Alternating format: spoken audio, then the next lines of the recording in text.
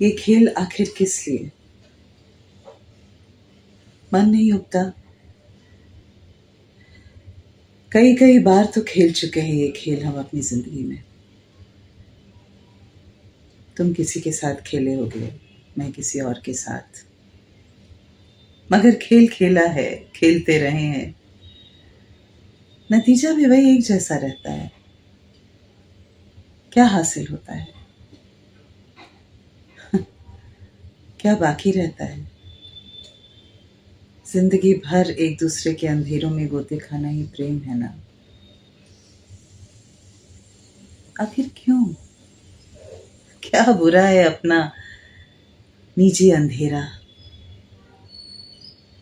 तुम कहोगे शायद कि देह है,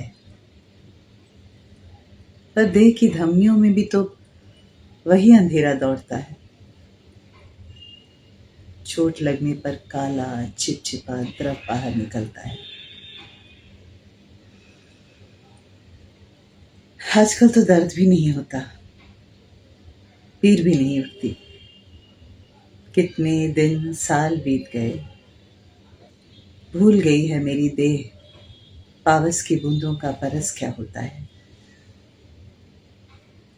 नहीं जानती फूलों की गंध क्या होती है, कैसी होती है। भरपूर सी की रोटी की सौंधी सौंधी महक, झील पर उतराती चांदनी, बच्चों की हंसी की गूंज, अंधेरे में बेताब होकर जुड़ जाने वाले गीले अधर, ये सब कुछ मेरे पास है। सब कुछ मेरे पास है, जैसे कॉपी में टकी मरी हुई तितलियां। धीरे धीरे ये भी भुस हो जाएंगे। ठीक ही है, प्रतिबिंब के साथ ये सब भी जाता रहा। पहले से ही एक एक करके जाना शुरू हो चुका था, पर समझ में नहीं आया था। चलो अच्छा ही हुआ, अब न रहेगा झंझट की भूत भविष्य और वर्तमान के नाम पर अंधेरे को टुकड़ों में बांटे। क्योंकि क्योंकि सभी पलों का अंधेरा, सभी क्षणों का अंधेरा एक जैसा होता है। बेमानी हो चुके हैं अब आशावाद और निराशावाद। एक कहानी है, कहानी दो प्रेमियों की। दोनों का एक दूसरे से अथाह प्यार, दोनों बुद्धिमान, सुंदर, नौजवान,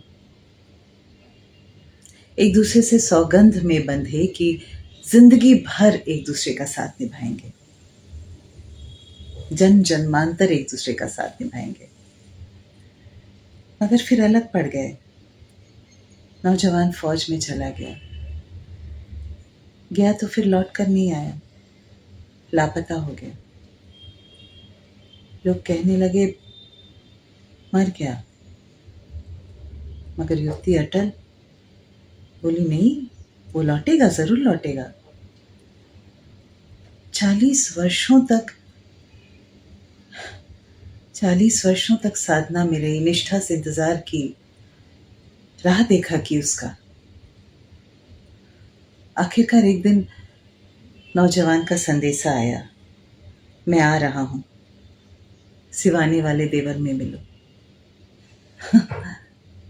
युवती ने बोला देखा देखा, मैंने कहा था ना। दौड़ कर गई, दौड़ कर देवर में गई, पर प्रेमी ना दिखाई पड़े। एक आदमी बैठा था, एकदम बूढ़ा, चांद गंजी, पोपला मुंह, आंखों में मैल। युवती बोली यहां तो कोई नहीं,